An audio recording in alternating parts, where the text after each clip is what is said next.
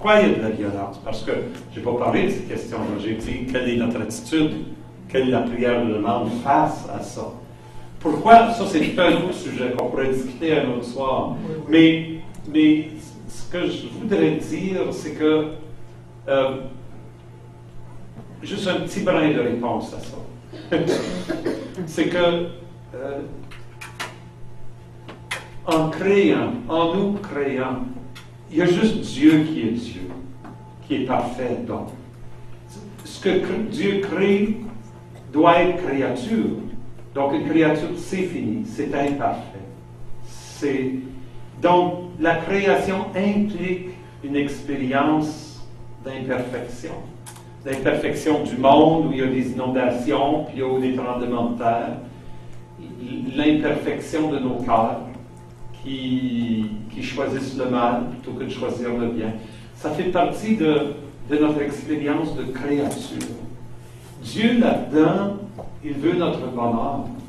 Et Dieu veut que nous choisissions le bien. Dans ça, il y a une réaction qui peut être bonne, puis une réaction qui peut être mauvaise. Alors, ce n'est pas tellement les épreuves qui nous arrivent qui sont importantes. La vraie question, c'est comment est-ce que je réagis face à l'épreuve. C'est vrai que c'est terrible, par exemple, le tremblement de terre en Haïti. Mais la vraie question, c'est pas pourquoi est-ce que Dieu permet le tremblement de terre. Il y aura toujours des tremblements de terre. La vraie question, c'est comment est-ce que je réagis, moi, face au tremblement de terre. Comment est-ce que nous, on réagit? Qu'est-ce qu'on fait? T'sais? Devant la guerre dans le monde, qu'est-ce qu'on fait? Puis là, ça appelle la réponse de la liberté humaine. Puis malheureusement, souvent, on ne choisit pas bien. On choisit le mal. S'il y a de la guerre dans le monde, s'il y a de la pauvreté, s'il y a de la violence, tout ça, c'est pas Dieu, c'est nous, c'est nos choix à nous. Et Dieu, il nous respecte notre liberté là-dedans. Il respecte notre liberté. Il y a un mal qui vient de la création, qui est imparfait. Ben, je veux dire, on va tous mourir. Personne ne veut mourir. Tu sais? On va tous mourir. Certains, on va mourir vite, d'autres, on va mourir lentement. Il y en a qui vont mourir en santé, puis d'autres qui vont mourir très malades. Mais ça, c'est pas Dieu qui décide ça. C'est la réalité de notre création, de notre monde. La vraie question, c'est comment est-ce que je vis la mort?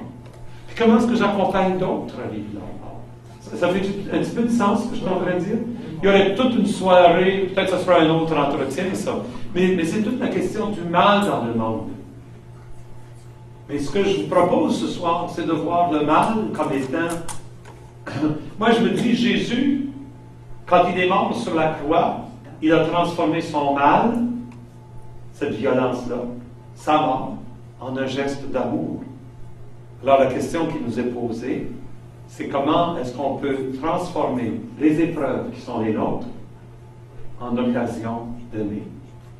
C'est vraiment ça, la grande prière de demande qu'il faut porter devant le Seigneur. Donc, quelques éléments. Mais c'est une bonne question de poser. C'est une grosse question.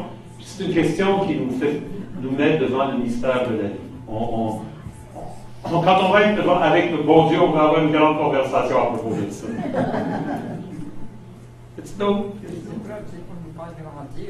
Les épreuves, c'est pour nous faire grandir. Je ne pense pas que Dieu, moi je ne suis pas d'accord avec ceux qui disent Dieu t'envoie une épreuve pour te faire grandir. Je pense que les épreuves arrivent, mais Dieu voudrait que tu grandisses dans ton épreuve, puis il voudrait t'aider à grandir. C'est là où la prière peut m'aider à voir quel est le chemin de croissance dans l'épreuve qui est la mienne. Tu sais, c'est un peu ça. Alors, tu sais, j'ai déjà entendu une fois un prêtre dire à quelqu'un qui était malade, ben, Dieu, il envoie juste des épreuves à ceux qui aiment. Donc, s'il t'aime, c'est parce qu'il t'aime. Si tu es malade, c'est parce qu'il t'aime. C'est ça, elle a dit, ben, j'aimerais mieux qu'il aime quelqu'un d'autre avec lui. Non, je crois pas ça. Dieu n'envoie pas des épreuves à ceux qui l'aiment. Non. Les épreuves arrivent tout seules. On en sait dans la vie sans Dieu nous en envoie d'autres. C'est ça ce que je me dis, moi. La vie amène les épreuves. Dieu est avec nous dans ces épreuves. Pourquoi qu'il y en a qui ont plus d'épreuves dans leur vie que d'autres? La vie arrive comme ça. Il n'y a pas de réponse à cette question-là. Cherchez pas une réponse à une question comme ça.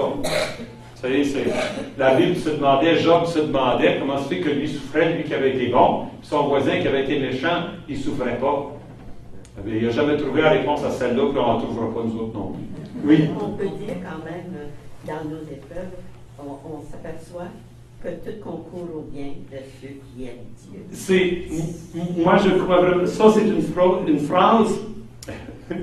Comment je pourrais dire? Cette phrase-là, j'aimerais mieux que la personne qui est en train de souffrir puisse la dire que moi. C'est écrit dans la Bible. Tout concourt au bien de ceux qui aiment Dieu. Tout concourt. Ou, comme Sainte Thérèse de l'Enfant Jésus l'a dit, tout est grâce. Tout est grâce. Mais c'est difficile d'arriver à quelqu'un qui est en train de souffrir et dire, ben, si tu aimes Dieu, ça va concourir à ta grâce. C'est difficile pour moi de dire ça à l'autre.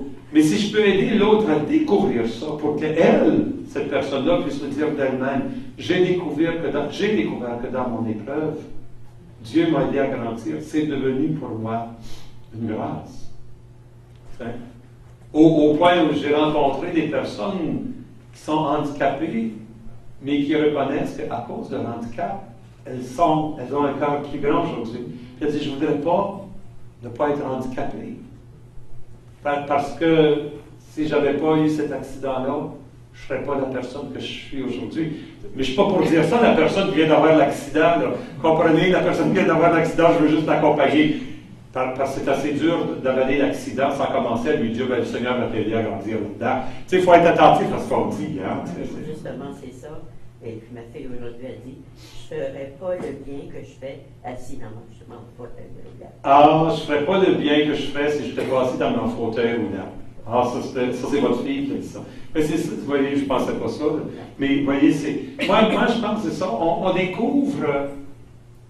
C'est peut-être un peu ça, la sagesse. Quand on est un peu plus vieux, on découvre comment les obstacles ont été pour nous des chemins de croissance. Antoine de Saint-Exupéry, vous savez, celui qui a écrit Le Petit Prince, il a écrit à un moment donné, c'est à l'obstacle que l'homme se mesure. C'est à l'obstacle que l'homme se mesure. Si tu n'as pas d'obstacle, tu ne seras pas très grand. Mais les grands obstacles nous obligent à devenir grands pour les surmonter. Seul, on n'est pas capable. C'est là où la prière de demande est essentielle. Avec Dieu. Avec Dieu. C'est ça ce que Saint Paul disait. Et rien ne peut me séparer de l'amour de Dieu. Aucun obstacle, c'est pas dit, peut me séparer de l'amour de Dieu manifesté en Jésus. Bon, c'est bon. Une dernière, un dernier commentaire. On parlait tantôt de Sainte Thérèse. J'ai déjà lu une anecdote, jusqu'où elle est vraie, je ne sais pas. Mais Sainte Thérèse, elle disait au Seigneur, Seigneur, vous m'éprouvez beaucoup de ce temps-là. Le Seigneur lui avait répondu, c'est comme ça que je traite mes amis. Bon, Sainte Thérèse a répondu. Oui. C'est pour ça que vous en avez si peu. Ah, OK. Je n'ai pas vu ça. Je ne sais pas si c'est vrai non plus, mais Sainte Thérèse a dit, Seigneur, tu m'éprouves beaucoup. Le Seigneur a dit, c'est comme ça que je traite mes amis. Sainte Thérèse a dit, c'est pour ça que tu n'en as pas beaucoup.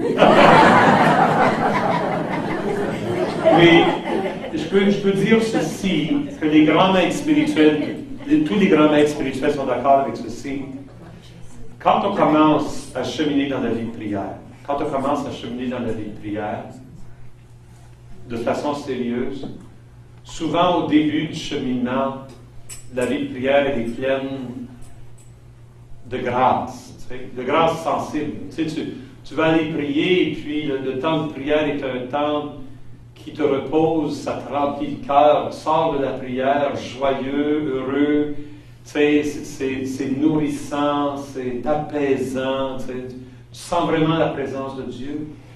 Puis, comme je dis, tous les grands maîtres spirituels disent, tu fais ça pendant un bout de temps, puis tout à coup, à un moment donné, tu vas arrêter de sentir ça.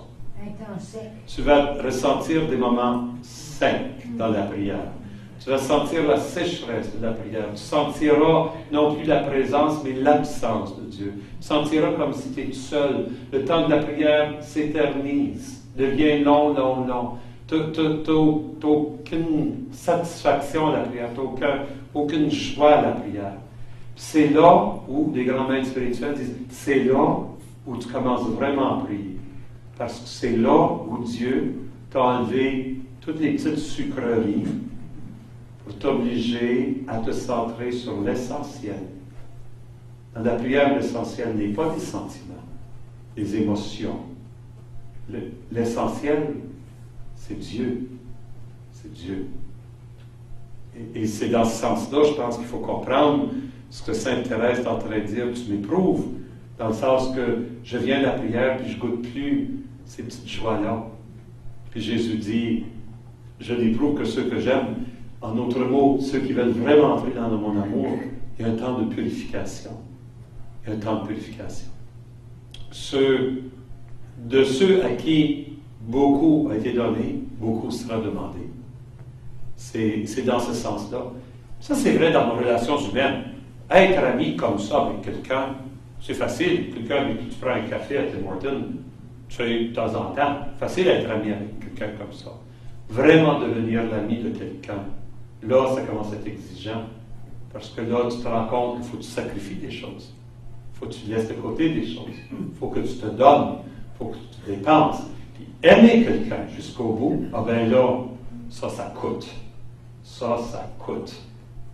Mais l'amour, c'est à ce prix-là. C'est dans ce sens-là que si on entre dans la prière comme un chemin d'amour avec le Seigneur, on va vivre des moments où ça coûte. Ça coûte.